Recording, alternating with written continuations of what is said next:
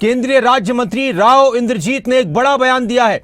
उन्होंने कहा कि जो लोग मुझसे और मेरी पार्टी से हारे हैं उनके अंदर बहुत जहर भरा हुआ है। जो लोग मुझसे और मेरी पार्टी से हारे हैं उनके अंदर बहुत जहर भरा हुआ है। राव इंद्रजीत ने कहा कि कोई मुझे गोली भी मार सकता है। एक बड़ा बयान राव इंद्रजीत का। अपनी हत्या की आशंका जता रहे हैं राव इंद्रजीत कि कोई मुझे गोली भी मार सकता है। आने वाले वक्त में ऐसा लगता है कि मुझे एहतियात बरतना पड़ेगा। केंद्रीय राज्य मंत्री और गुरुग्राम से बीजेपी सांसद केंद्रीय राज्य मंत्री राव इंद्रजीत का बड़ा बयान, कोई मुझे गोली भी मार सकता है। सुनिए उनकी जुबान। इस तरह के लोग, तो जो लोग मेरे से हारे हैं या मेरी पार्टी के वालों से हारे हैं, आज उनके मन के अंदर इतना जहर घुला हुआ है कि आने वाले समय के अंदर मैं समझता हूं मेरे को एहतियात बरतना पड़ेगा, कोई गोली भी मार सकता है। इस तरह के लोग यहाँ पे आज के दिन हो रहे हैं। तो जो लोग मेरे से हारे हैं या मेरी पार्टी के वालों से हारे हैं, आज उनके मन के अंदर इतना जहर घुला हुआ है कि आने वाले समय के अंदर मैं समझता हूं मेरे को एहतियात बरतना पड़ेगा, कोई गोली भी मार सकता है। इस तरह के लोग यहाँ पे आज के दिन हो रहे हैं। राव इंद्रजीत का बयान आप सुन रहे थे कि जो लोग मुझसे हारे हैं या मेरी पार्टी वालों से हारे हैं, ऐसा लगता है कि आने वाले वक्त में मुझे बहुत एहतियात बरतनी पड़ेगी, कोई मुझे गोली भी मार सकता है। ये बहुत बड़ी बात वो बोल रहे हैं। अब किस आधार पर उनकी तरफ से इस तरह की आशंका जताई जा रही है, एक बड़ा विषय है। लेकिन इसके साथ ही एक और विषय जो राव इंद्रजीत से जुड़ा हुआ है, उस पर हरियाणा की सियासत कुछ दिन गर्माती रही और अब डिनर डिप्लोमेसी पर राव इंद्रजीत खुलकर बोले। आरती राव जो उनकी बेटी हैं, हरियाणा की स्वास्थ्य मंत्री हैं, चंडीगढ़ स्थित उनके आवास पर एक डिनर हुआ था कुछ दिन पहले करीब 20-25 दिन उस डिनर को हो चुके हैं। लेकिन 2-3 दिन पहले ये खबरें ज़्यादा चर्चाओं में आई और इसके बाद तरह तरह की बातें हुई। करीब उस दौरान जो डिनर हुआ था उसमें 12 विधायकों ने शिरकत की थी।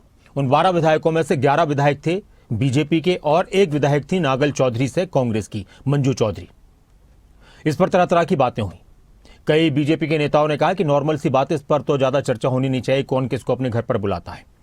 लेकिन अब राव इंद्रजीत ने भी इस पर खुलकर बात की है कि तरह तरह की बकवास बातें डिनर पर हो रही हैं और जो विधायक थे जिनका इस डिनर में जाना हुआ, हो सकता है उनमें से किसी और ने राव इंद्रजीत को फ़ोन भी किया।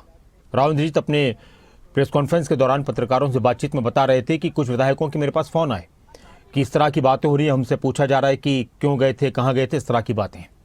अब उस पर उन्होंने खुलकर बोला है कि मैंने तो बीजेपी के कुनबा को बढ़ाने की कोशिश की है, मैं तो बीजेपी के कुनबे को बढ़ा रहा हूँ। बीजेपी के किसी प्रोग्राम के तहत, बीजेपी के कमल सखी प्रोग्राम के तहत इस तरह का डिनर दिया गया था। और इस पर क्या कुछ कह रहे हैं राव इंद्रजीत, क्यों इस तरह की बातों को, उन्होंने किन बातों को बकवास बताया, सुनिए उनकी जुबानी। Dinner diplomacy, Bharatiya Janata party कमल सखी नाम का एक प्रोग्राम होता है। महिलाएं जिनके शादी हुई है उनकी घरवाली बुलाती हैं कि भाई हम भी तुम अपनी वाइफ भी आए और उनका आदमी भी आए, और ये बाकायदा मीटिंग होती है, खाने होते हैं, मंत्रियों के यहाँ पे होते हैं, मंत्रियों को बुलाते हैं, एमपीज को बुलाते हैं, वगैरह वगैरह, सभी को बुला लेते हैं जो भारतीय जनता पार्टी के कुनबे के होते हैं, जिसको चाहते हैं उसको बुला लेते हैं। दिल्ली का ये असर हरियाणा के अंदर नहीं पहुंच रहा, ये मैं समझ नहीं रहा। कोई बीजेपी वाले ने, किसी ने ये नहीं कहा कि क्यों किया है। मेरे पास 2-3 मंत्रियों के, 2-3 एमएलए के फोन आए कि जी हमारा नाम उछल रहा है कि हमसे पूछा गया कि भाई क्यों तुम खाने पे चले गए। क्योंकि हमारे से तो किसी ने पूछा ही नहीं है। अखबारबाजी कैसे हो रही है, वीडियोग्राफी कैसे हो रही है, ये यूट्यूब में वाले कैसे कह रहे हैं।